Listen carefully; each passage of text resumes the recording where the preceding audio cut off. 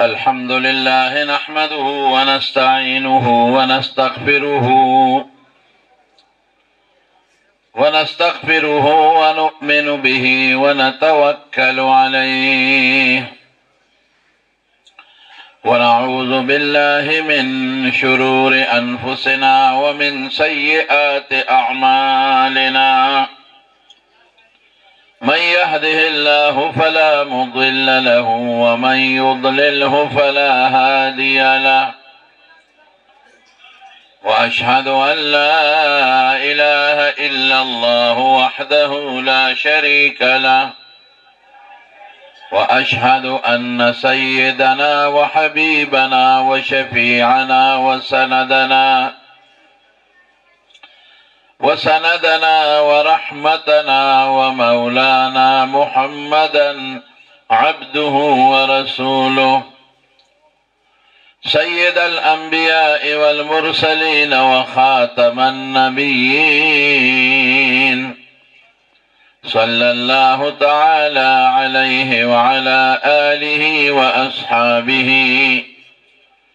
وأزواجه أمهات المؤمنين.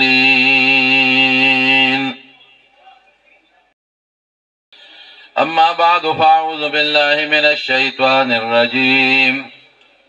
بسم الله الرحمن الرحيم.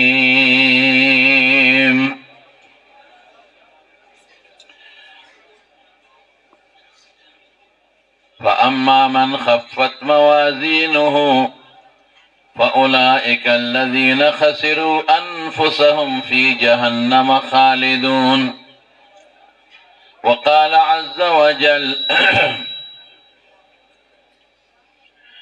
ونضع الموازين القسط ليوم القيامة. وقال عليه الصلاة والسلام تركت فيكم أمرين لن تضلوا ما تمسكتم بهما كتاب الله وسنتي. درود شريف آئے. اللهم صل وسلم على سيدنا ومولانا محمد وآله وصحبه أجمعين. معزز علماء کرامو، طلباء اعزام و ددی مجلس حاضرین مسلمانان ورونو، الحمدللہ چه کال پا کال پا دغا جامعہ کے جامعہ اشرفیہ بجوڑی گیٹ نمک منڈی اغی کی دا طالبانو چه کم طالبان دا دور حدیثنا او دا تخصصنا فارغ شوی دا غی دستار بندی کی او دا سو کالو نخو مسلسل زم دی مدرسے ترازم دا خدای فضل دی رونو چه محترم جناب شیخ الحدیث والقرآن حضرت مولانا اشرف علی قریشی رحمه اللہ دا زان نپس یو ملغلر پریخی دا زمون باباجی مولانا شہزادہ صاحب رحمت اللہ علیہ اغبا فرمائل وی دا بعض عالم دا علم خوخی و دا بعض نی خوخ. ماوی عجیبہ خبرنا دا سنگ تقسیم کے علم خوچ چاہو کا خدا دا خوخ و نزک علم حاصل کا. اغبا وی نا وی چه کم عالم پخپلو بچو علمو کی او کم عالم دا زان نپس دا خپل کتبخانی وارث پریدی او کم عالم د ځان نه پس د خپل جماعت جانشین پریدي او د خپل حدیث او د منصب جانشین پریدي دا هغه عالم د چې د علم خوښ دی ځکه خپل بچی له دا شی خوښ کو او چې کم عالم د دنیا نه لاړ او د هغه بچو کې عالم پاتې نشو د هغه کتابونه په بازار خرڅ شو د هغه د امامت جانماز د بل څوک راغی او داغه د حدیثو په مسند داغه په خاندان او بچو کې څوک کې نه ناسته دا عالم د تاسو علم خدای ورپسر کړی دی او خوخ نو کوي خوخو نو بچو له به خوخ کړو نو موږ دلته په دې لوی اجتماع کې د ګرامي قدر محترم حضرت مولانا اشرف علی قریشی رحمه الله روح ته خراج تحسین پیش کو او د الله په دربار کې دا غنه سوال کو چې یا الله د مولانا اشرف علی قریشی رحمه الله دغه باقیات صالحات دا جمعات دا مدرسه دا بچي چې نن دا دومره ګلان دا سپینو پټکو سره پکې ناستی الله دا مولانا اشرف علی قریشی رحمه الله د پاره اجر او سعادت د آخرت او د قبر وګرځول کې. او بیا برادر محترم کشرور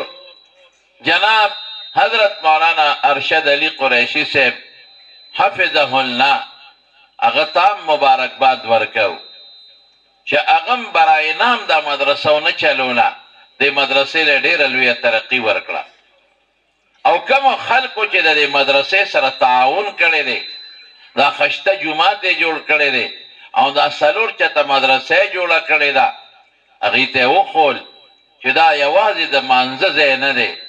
دا یوازې د جمعې د خطبې او د تقریر ځای نه دی دا د قرآن د درس ځای دی دا د رسول الله مبارک د احادیثو ځای دی او دا د فقه او د علوم نبویه او د حصول باغچه ده. الحمدلله نن هغه خلک هم خوشحاله دی او هغه خلک چې د مدرسې سره تعاون کړی دی او قبر کې پراته دي نن به د هغې روح خوشحاله انشاءالله. او هغه خلک چې د مدرسې سره تعاون کړی دی د جومات سره تعاون کړی دی نن هغې له پکار دی چې د خوشحالۍ نه خدای ته سجدې ولګوي سجده شکر ادا کړي چې الحمدلله زمونږ په هغه پیسو په تعاون 300 د علوم نبویه او د چمنستان نه خدای پاک میوې نن امت ته که خیري روانې کړې ورسېدلې هغې دې خوشحاله شي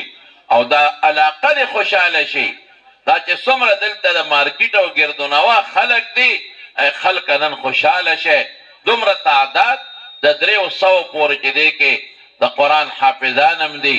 دی کې د دوره حدیث فضلام دي دی کې د مشکات شریف او د وړې دورې فضلام دي او دی کې د تخصص فی الفقه هغه فضلام دي. الحمدلله تاسو خوش قسمت یې ستاسو په ګاونډ کې او ستاسو په منځ کې د رسول الله صلی الله علیه وسلم چمنستان قایم دی او د احادیثو باغچه قایمه ده. الله دې دې مدرسې له نورم دوام او ترقي ورکړي. روزه موږ د ټولو په شریکه مشر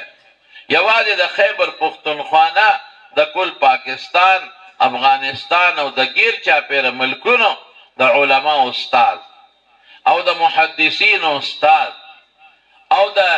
دارالعلوم دیوبند ثانی جامع حقانی محتمم استاد المحدثین والعلماء شیخ الحدیث حضرت مولانا انوار الحق صاحب زیده مجدهم هغې هم تشریف راوړ. سره دې نه بیګام زما په ټلیفون ورسره خبرې شوې دي کمزور یم دی ډېر زیات او د دارالعلوم لوی بوج هم په ذمه پروت دی او نورم امور دي د دنیا چې هغه هغوی سره متعلق دي خو د دې سره رشته ده او مینه ده نو هغې هم تشریف راوړی دی. هغې به آخره کې بیان هم کوي انشاءالله او دعا به هم کوي. الحمدلله خو زه د دې موقع په مناسبت تاسو ته یو څو خبرې رونو عرض کول غواړم.